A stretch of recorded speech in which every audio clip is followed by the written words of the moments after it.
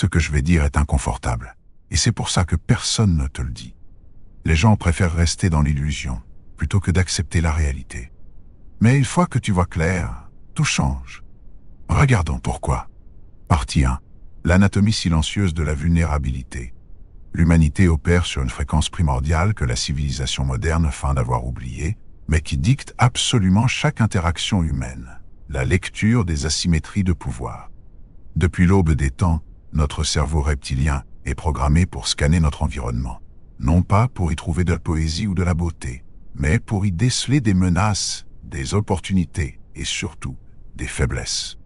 Lorsque vous entrez dans une pièce, avant même que vous n'ayez prononcé la moindre syllabe, un jugement impitoyable a déjà été rendu par ceux qui vous observent.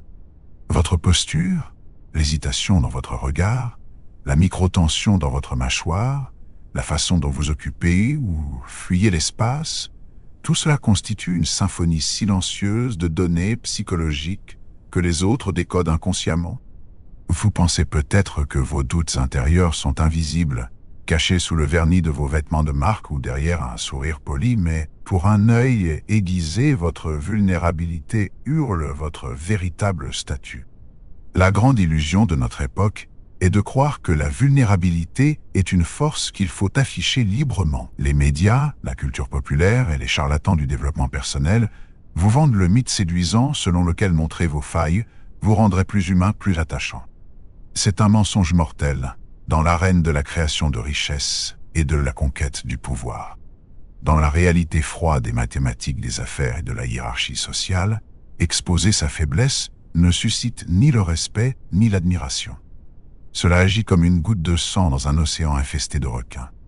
Les prédateurs financiers, les manipulateurs corporatistes et même vos prétendus amis enregistrent cette information. Ils ne l'utilisent peut-être pas immédiatement, mais ils la stockent précieusement pour le jour où vos intérêts entreront en conflit avec les leurs points. Votre faille devient leur levier. Comprenez bien que la faiblesse n'est pas simplement le fait de pleurer ou de s'effondrer sous la pression. La faiblesse la plus commune, et de loin la plus exploitée, est le besoin d'approbation. C'est cette faim maladive d'être validé par autrui, d'être reconnu, d'avoir l'air important. Celui qui a besoin que l'on confirme son intelligence ou son succès dévoile immédiatement qu'il n'en possède en réalité aucune certitude intérieure. Ce besoin viscéral se manifeste dans les conversations par une tendance à trop parler, à se justifier inutilement, à chercher le regard de l'autre après avoir émis une opinion. Le monde perçoit cette quête de validation comme une dette psychologique que vous essayez de combler. Et dans le monde impitoyable des dynamiques de pouvoir, celui qui est perçu comme endetté émotionnellement devient instantanément la proie de celui qui possède le capital de la confiance froide. L'anxiété financière est l'une des formes de faiblesse les plus bruyantes, bien qu'elle soit rarement formulée à voix haute. Lorsqu'un homme a désespérément besoin de son salaire pour survivre à la fin du mois, son patron le sait. Ses clients le sentent. Ses partenaires commerciaux le devinent. Cette désespérance crée une odeur métaphorique, une aura de précarité qui modifie radicalement le comportement de ses interlocuteurs. L'individu financièrement acculé a tendance à accepter l'inacceptable, à sourire face au mépris, à courber l'échine quand on réduit ses marges. Sa faiblesse révèle aux autres qu'il n'a pas d'autre choix, qu'il est coincé. Et la nature humaine, dans toute sa noirceur, est ainsi faite. Lorsque l'on sait qu'un homme n'a pas la capacité de fuir, on augmente le poids de ses chaînes.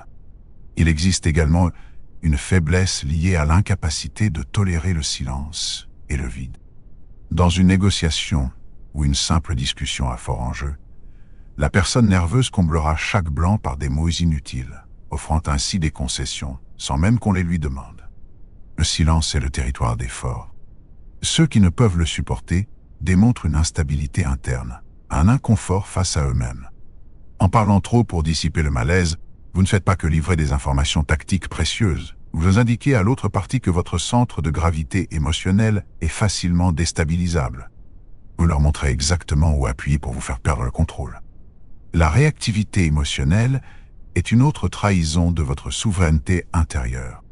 Si une simple remarque sarcastique, un email sec ou un refus suffit à déclencher chez vous de la colère, de la frustration visible ou une humeur maussade, vous révélez au monde que n'importe qui possède les clés de votre esprit, Vous êtes une marionnette dont les fils sont à la disposition du premier passant point.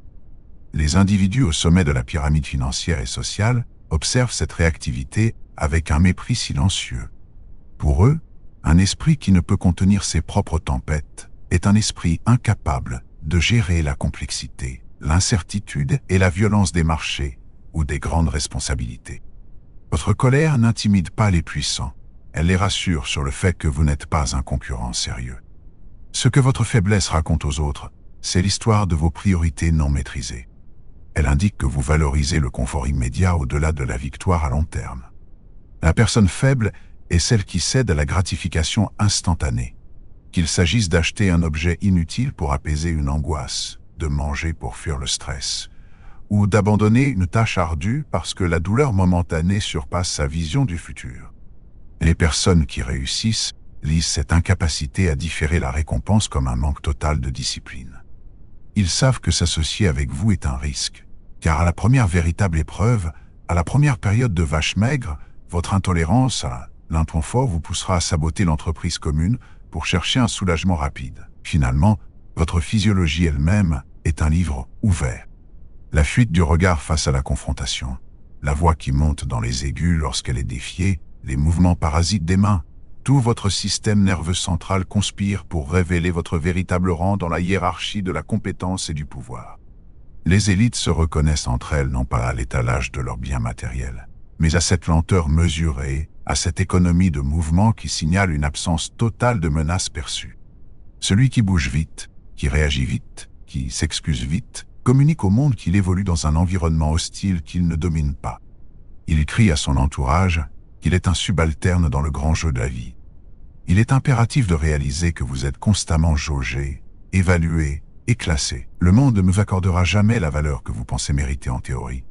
Il vous accordera uniquement la valeur que votre comportement peut exiger et maintenir sous pression. Tant que vous laisserez fuiter ces signaux de faiblesse, vous attirerez invariablement des relations parasites, des offres médiocres et des situations de soumission. Fermer ces brèches n'est pas une question d'orgueil, c'est le fondement même de la survie psychologique et financière dans un monde conçu pour écraser ceux qui ne savent pas défendre leurs frontières invisibles. Partie 2. Le prix sanglant de l'approbation sociale. L'une des tragédies les plus silencieuses et les plus dévastatrices de notre ère moderne est la façon dont la faiblesse psychologique a été monétisée à une échelle industrielle. Si vous observez attentivement les comportements financiers de la masse, vous découvrirez rapidement que la quasi-totalité des décisions d'achat, des endettements et des ruines personnelles ne sont pas le fruit d'une incompétence mathématique, mais d'une profonde fragilité émotionnelle. Le système économique mondial ne repose pas sur les besoins réels des individus, il se nourrit goulûment de leurs insécurités. Votre besoin d'être perçu d'une certaine manière, de prouver votre valeur à des inconnus et de vous intégrer à une caste supérieure artificielle, est le moteur même qui vous maintient dans l'esclavage financier. Ce besoin d'approbation sociale est une maladie dont le symptôme le plus évident est l'inflation de votre mode de vie. Chaque augmentation de salaire, chaque prime, chaque rentrée d'argent inattendue est immédiatement convertie en symbole de statut. Une voiture plus luxueuse, des vêtements griffés, un appartement dans un quartier plus huppé. Mais que révèlent réellement ces acquisitions aux yeux de ceux qui comprennent véritablement l'argent? Elles ne disent pas « je suis riche ». Elles hurlent « regardez-moi s'il vous plaît, j'ai besoin que vous validiez mon existence ». Aux yeux des vrais créateurs de richesse, cette frénésie ostentatoire est la marque indélébile du pauvre d'esprit, de celui qui utilise des objets extérieurs pour colmater une béance intérieure qu'aucun compte en banque ne saurait combler. La vérité brutale est que les objets que vous achetez pour impressionner les autres finissent par vous posséder. L'endettement à la consommation est la matérialisation physique de la faiblesse de votre ego. En contractant un crédit pour des passifs qui se déprécient à la seconde où vous les achetez, vous hypothéquez littéralement votre futur, votre liberté et votre temps de vie. Tout cela pour acheter quelques secondes de considération de la part de gens qui, au fond, se moquent éperdument de vous. Le banquier sourit, le concessionnaire applaudit, la société vous félicite, mais derrière ces sourires de façade, on vous perçoit comme une cible obéissante, un consommateur docile qui a sacrifié son indépendance sur l'autel de la vanité. Cette dynamique ne se limite pas aux biens matériels. elle infecte la globalité de vos relations. Si vous êtes incapable de dire non à une sortie hors de prix, à un dîner mondain inabordable ou à des vacances luxueuses par peur de paraître en décalage avec votre groupe d'amis, votre entourage comprend instinctivement que vous êtes prêt à détruire votre propre sécurité financière, plutôt que d'affronter le léger inconfort de la marginalisation. Cette faiblesse fait de vous le suiveur parfait, l'homme ou la femme sans principes ancrés, que n'importe quel effet de groupe peut faire chavirer. Vous devenez prévisible, manipulable et tragiquement ordinaire. Il faut comprendre la perfidie des normes sociales. Vos amis, votre famille et vos collègues ne veulent pas consciemment votre chute, mais ils sont terrorisés par l'idée de votre élévation. Si vous faites preuve d'une discipline de fer, si vous refusez de dépenser votre argent dans des futilités pour l'investir et bâtir un capital, vous devenez un miroir insupportable qui reflète leur propre médiocrité et leur manque de contrôle. Pour se protéger de cette douleur psychologique, ils essaieront de vous faire honte de votre frugalité. Ils vous traiteront d'avare, de rabat-joie, de paranoïaque. Céder à ces pressions pour retrouver leur bienveillance est la confession ultime de votre faiblesse. C'est accepter de rester dans la boue pour que les autres ne se sentent pas sales. L'industrie du marketing, quant à elle, opère comme un prédateur de pointe, scannant vos données numériques et comportementales pour repérer le moment exact où votre jauge d'estime personnelle est au plus bas. Les algorithmes savent quand vous êtes déprimé, jaloux, fatigué ou en manque d'amour candé. Et c'est précisément à ce moment-là qu'ils frappent, vous offrant une solution magique emballée dans du plastique ou du métal. Acheter sous le coup d'une émotion, c'est signer un aveu de capitulation intellectuelle face à des ingénieurs qui ont piraté votre système nerveux. Vous montrez au système que vous n'avez pas érigé de barrière entre vos émotions brutes et vos décisions rationnelles. La vraie richesse, le vrai pouvoir, ne consiste pas à montrer que l'on peut consommer, mais à prouver que l'on n'a pas besoin de le faire. Le contraste entre le riche de première génération, le nouveau riche anxieux, et le détenteur d'un pouvoir ancien et profond est frappant.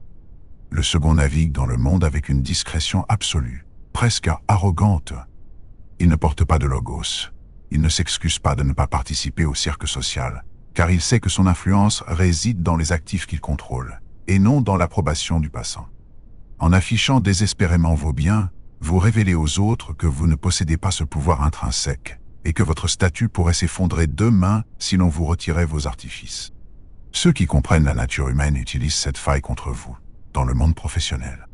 S'ils constatent que vous avez un besoin viscéral de signes extérieurs de succès, ils savent exactement comment vous acheter sans avoir à vous payer cher. Ils vous offriront un titre ronflant sur votre carte de visite, un accès privilégié à un club d'entreprise, un bureau avec une plus belle vue. Ils vous paieront en monnaie d'ego plutôt qu'en capitaux réels.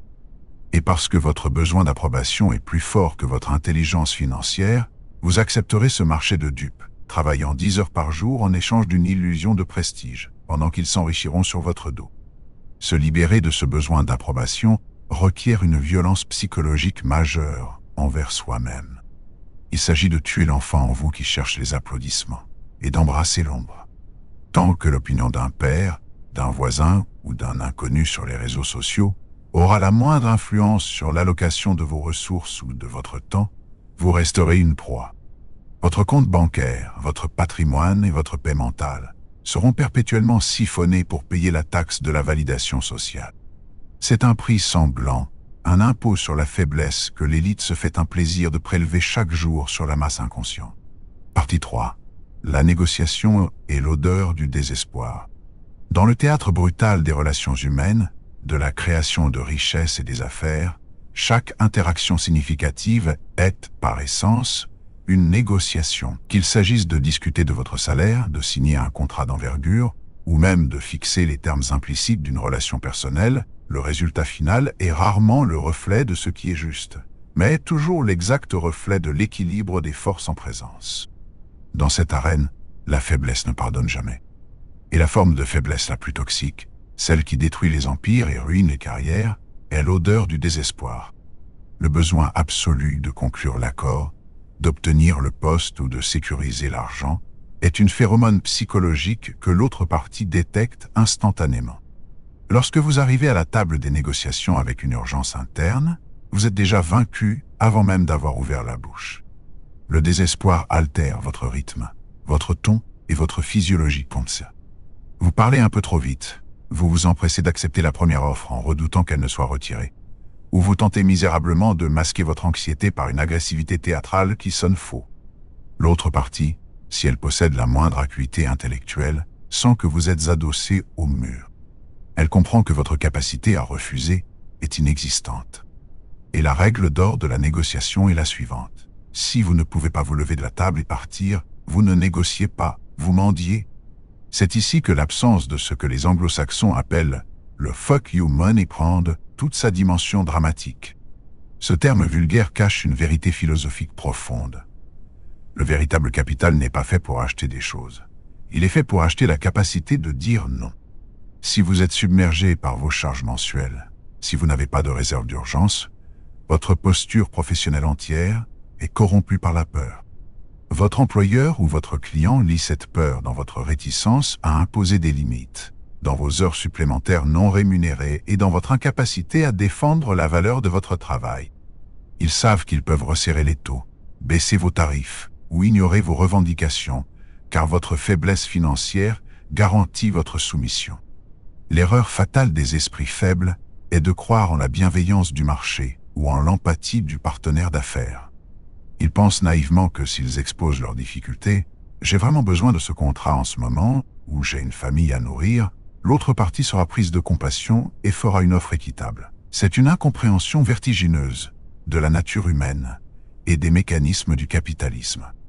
Dans la majorité écrasante des cas de haut niveau, révéler votre détresse n'invite pas la carité, elle invite la prédation. Le prédateur financier ajustera son offre à la baisse, non pas par méchanceté pure, mais l'attachement émotionnel au résultat est la racine de ce désespoir. Dès l'instant où vous tombez amoureux d'une maison que vous souhaitez acheter, d'un projet d'entreprise ou de l'idée prestigieuse d'un poste spécifique, vous cédez tout votre effet de levier. Votre interlocuteur le lit dans l'éclat de vos yeux, dans votre enthousiasme débordant. Les maîtres de la négociation opèrent avec un détachement chirurgical. Ils désirent le succès de l'opération, mais ils sont émotionnellement prêts à la voir s'effondrer. C'est cette indifférence fondamentale, ce vide émotionnel calculé, qui force l'autre partie à faire des concessions. En affichant votre passion ou votre empressement, vous révélez que vous avez plus besoin d'eux qu'ils n'ont besoin de vous. La technique du silence prolongé, ou de la contre-offre insultante, est un outil classique utilisé par les esprits forts pour briser les faibles. Lorsqu'on vous fait une proposition médiocre, on teste votre seuil de tolérance à la douleur. La personne faible, incapable de soutenir l'attention, va soit accepter par peur de perdre l'opportunité, soit se justifier longuement pour prouver qu'elle mérite mieux. La personne forte, elle, laisse le silence s'installer dans la pièce. Elle laisse le poids de son regard écraser l'offre indécente. En réagissant avec précipitation, en tentant de sauver la conversation pour éviter le malaise, vous signalez que votre structure psychologique est poreuse, incapable de résister à la pression atmosphérique des affaires de haut vol. Il y a également un piège psychologique redoutable, lié à l'ego du négociateur faible, le besoin viscéral d'avoir le dernier mot. Beaucoup confondent l'agressivité avec la force. Ils argumentent sans fin, haussent le ton, se battent sur des détails sans importance pour sauver la face ou se sentir puissant. Aux yeux d'un manipulateur expérimenté, ce comportement n'est pas une preuve de force, c'est l'étalage pathétique d'un ego fragile. Le négociateur de haut niveau laissera le faible gagner toutes les petites batailles d'ego superficielles, le flattant dans sa vanité, tout en lui soutirant silencieusement les clauses maîtresses et financières du contrat. La faiblesse d'orgueil aveugle toujours l'homme face à ses véritables intérêts. L'illusion du gagnant-gagnant est une autre faiblesse cognitive enseignée dans les écoles de commerce idéalisées, mais souvent inapplicable dans les jungles corporatives d'Eurasia. Entrer dans une négociation avec la certitude que l'autre partie veut le bien commun fait de vous un idiot utile. Si vous projetez votre propre bonté d'âme sur un adversaire qui adopte une approche à somme nulle ou ce qu'il gagne, vous le perdez, vous vous ferez massacrer avec le sourire. Révéler que vous êtes pétri de bons sentiments et de naïveté indique à votre adversaire qu'il n'a pas besoin de déployer d'efforts pour vous tromper. Vous ferez vous-même le travail de rationaliser son exploitation. En définitive, maîtriser l'art de la négociation exige l'éradication systématique de toute trace de besoin. Il faut développer une capacité presque sociopathique à séparer son identité et sa survie émotionnelle du résultat de la transaction. Tant que l'autre partie pourra sentir l'odeur de vos factures impayées, de vos ambitions inassouvies ou de votre manque de confiance à travers vos hésitations, vous serez systématiquement sous-payé, surutilisé et déclassé. La richesse afflue naturellement vers ceux qui n'en ont pas un besoin vital urgent et fuit inexorablement ceux qui tentent de l'attraper avec des mains tremblantes. Partie 4. L'hypocrisie de la compassion dans l'arène. Nous évoluons dans une société paradoxale, une immense mascarade où les discours publics sont saturés de bienveillance, d'inclusion et de célébration de la fragilité humaine. Sur les réseaux sociaux, dans les départements des ressources humaines et dans les discours politiques, on vous martèle qu'il est héroïque de demander de l'aide, que vos effondrements méritent l'empathie et que la communauté est là pour soutenir ceux qui flanchent. Tout cela n'est qu'une illusion rassurante, un somnifère conceptuel pour maintenir la masse dans un état de docilité. La dure vérité, la réalité obscure des dynamiques humaines non filtrées, est que la société méprise secrètement les faibles. Elle peut ressentir de la pitié, oui, mais la pitié est une émotion verticale, une émotion qui regarde vers le bas. Et là où s'installe la pitié, le respect meurt instantanément. Lorsque vous choisissez de vous effondrer publiquement, de révéler vos fêlures les plus intimes ou vos incompétences financières en espérant un filet de sécurité affectif, vous commettez un suicide social à retardement. Sur le moment, les gens vous offriront des mots réconfortants, des émojis tristes, des tapes dans le dos. Mais dans l'ombre, leur mécanisme de préservation s'active. Le cerveau humain perçoit l'échec et la dépression comme des maladies contagieuses. Inconsciemment, vos collègues, vos associés et même une partie de votre famille commenceront à prendre leur distance. Votre statut dans la tribu chute brutalement. En exposant l'étendue de votre faiblesse sans aucun filtre de dignité, vous leur avez prouvé que vous n'êtes plus un pilier sur lequel ils peuvent s'appuyer en temps de crise, mais un fardeau qu'ils devront porter. Il faut examiner avec une lucidité glaciale l'hypocrisie des structures corporatives et des prétendus amis dans le milieu des affaires. Si vous traversez une période de burn-out, de divorce ruinant ou de faillite personnelle, le département des ressources humaines vous offrira peut-être un congé ou un soutien psychologique de façade, tout en notant méticuleusement dans votre dossier que votre trajectoire ascendante est terminée. On ne confie pas le commandement d'un navire de guerre dans la tempête à un capitaine qui vient d'avouer qu'il a le mal de mer. Votre moment de vulnérabilité authentique devient le plafond de verre inéluctable de votre carrière. Vos concurrents internes, eux, observeront votre baisse de régime comme un loup observe la claudication d'un cerf. Ce n'est pas une tragédie, c'est une opportunité de promotion. Le respect est l'unique véritable monnaie d'échange dans la sphère du pouvoir, et c'est une monnaie qui ne souffre d'aucune inflation. Il se gagne durement par la consistance, le stoïcisme et l'excellence, mais il se perd en quelques secondes d'abandon.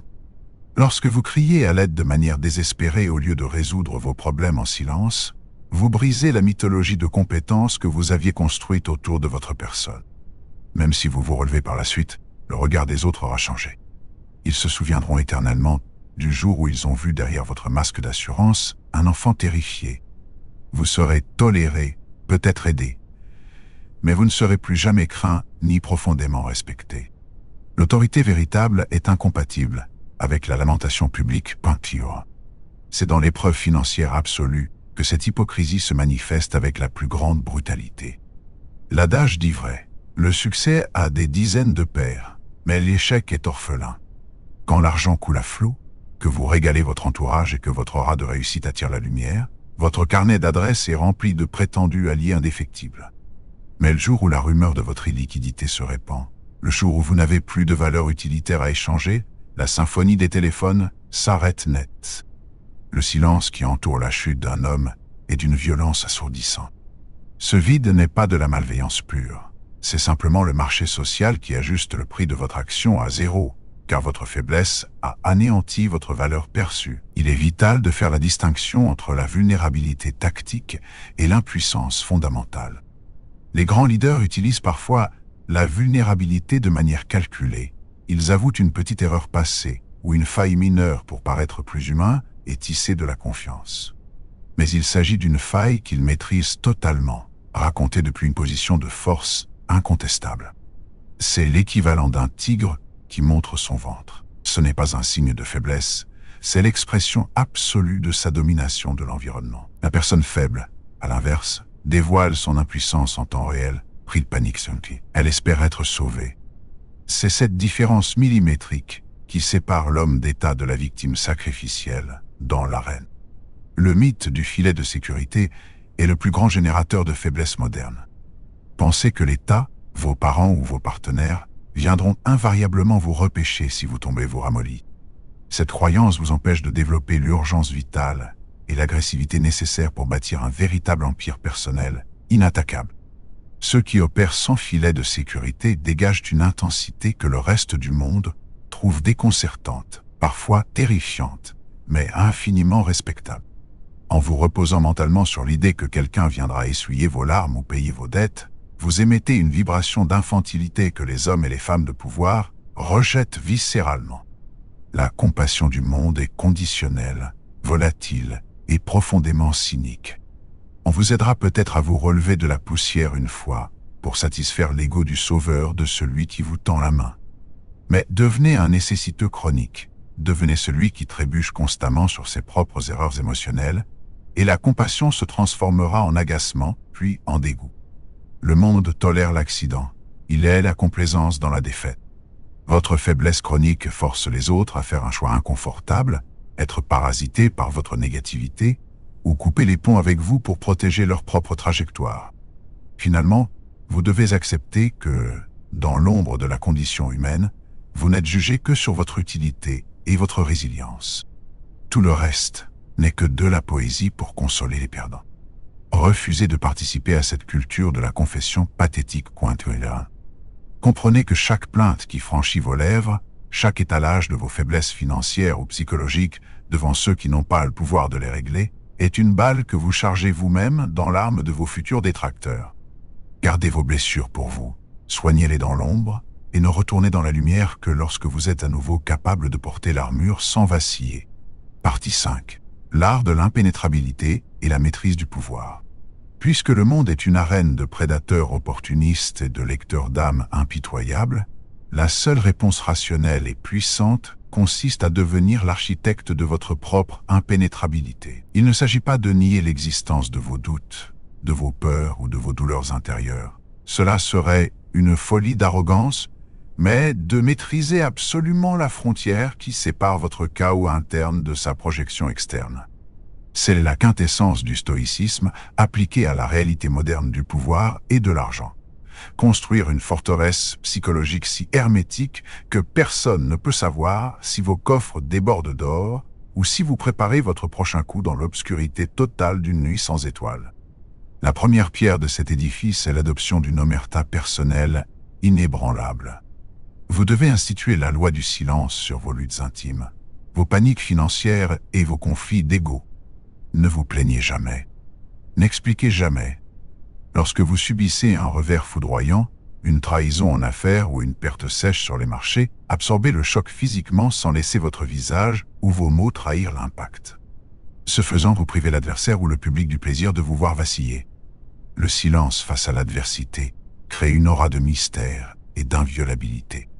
Les autres projetteront leurs propres insécurités sur la toile vierge de votre calme, imaginant que vous possédez des ressources cachées ou un plan d'urgence qu'ils ignorent, ce qui les dissuadera d'attaquer plus loin.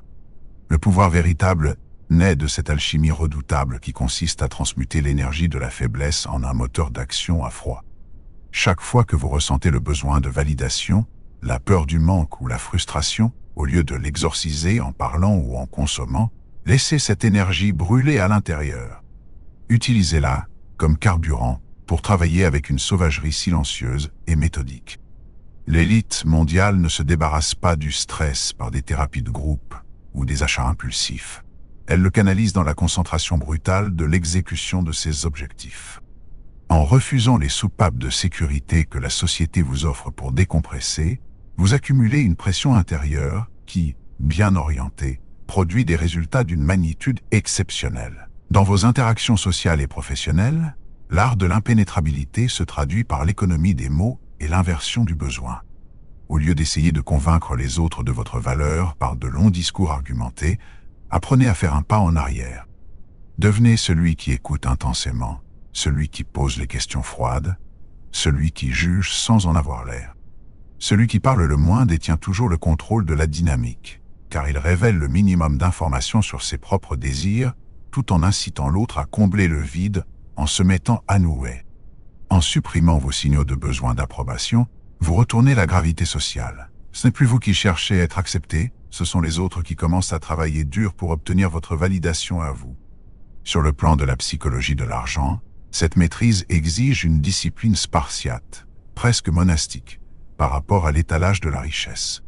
C'est le concept du stoïcisme financier profond. Votre capital ne doit pas servir de porte-voix pour hurler votre succès à des médiocres. Il doit servir à ériger les murs de votre citadelle. Accumuler des actifs dans le plus grand des silences, vivre largement en dessous de vos moyens et cacher la véritable ampleur de vos ressources est la stratégie ultime pour neutraliser la jalousie et l'exploitation. Quand personne ne sait combien vous possédez exactement, personne ne sait quel levier tirer pour vous manipuler. L'invisibilité est le véritable luxe de ceux qui détiennent le pouvoir à long terme, loin de la vulgarité des vanités éphémères. De plus, en maîtrisant votre besoin d'acheter pour paraître, vous atteignez le stade suprême de l'immunité au marketing et à la pression des pairs. Vous vous émancipez de la grande matrice de la consommation émotionnelle. Le jour où vous pourrez marcher dans les endroits les plus luxueux sans ressentir la moindre obligation de participer à la compétition statutaire, simplement en observant la comédie humaine avec un amusement distant, vous aurez brisé vos dernières chaînes. Vous verrez les hommes et les femmes autour de vous comme de simples automates, mus par les ficelles de l'insécurité que vous avez pris le soin de couper en vous-même. Cette liberté est vertigineuse, car elle vous place hors de portée de toutes les manipulations triviales. Reprogrammer sa réponse au stress est également un pilier de cette maîtrise. Dans les environnements à haute tension, les marchés qui s'effondrent, les crises d'entreprise ou les batailles judiciaires, le comportement réflexe de la masse est la panique, l'agitation et la prise de décision viscérale. Devenir impénétrable, c'est ralentir sa physiologie au moment précis où tout s'accélère autour de soi. Quand les autres courent, marchez lentement. Quand les autres crient, baissez le volume de votre voix d'un cran. Ce décalage délibéré force le respect immédiat et terrifie les prédateurs. Il prouve que les circonstances extérieures n'ont aucune autorité sur votre royaume intérieur. Vous n'êtes plus une feuille emportée par le vent. Vous êtes le roc contre lequel le vent se brise. Enfin, l'objectif ultime de cette transformation n'est pas de devenir un psychopathe sans âme, mais d'atteindre la libération psychologique et financière absolue. Quand vous n'avez plus besoin que la société vous trouve brillant, quand vous n'avez plus besoin d'impressionner vos voisins, et quand l'idée de perdre une négociation ne vous effraie plus, car votre plan de secours est solide, la société perd l'intégralité de son pouvoir de coercition sur votre existence. Vous devenez inachetable, insaisissable et profondément dangereux pour le système en place. Car vous ne répondez plus aux stimuli classiques de la punition sociale et de la récompense vaniteuse. Comprenez bien ceci, la véritable force ne se trouve pas dans l'absence originelle de faiblesse, car tout homme naît imparfait et fragile. La véritable force se trouve dans le contrôle dictatorial, froid et inébranlable, que vous exercez sur la manifestation de vos faiblesses. C'est le choix conscient de fermer les portes de votre forteresse à double tour, de dissimuler vos vulnérabilités aux yeux d'un monde qui ne demande qu'à s'en repaître, et d'avancer dans les ombres avec la détermination implacable de celui qui a décidé d'être le maître absolu de son propre destin. C'est le prix et l'essence même de la puissance pure.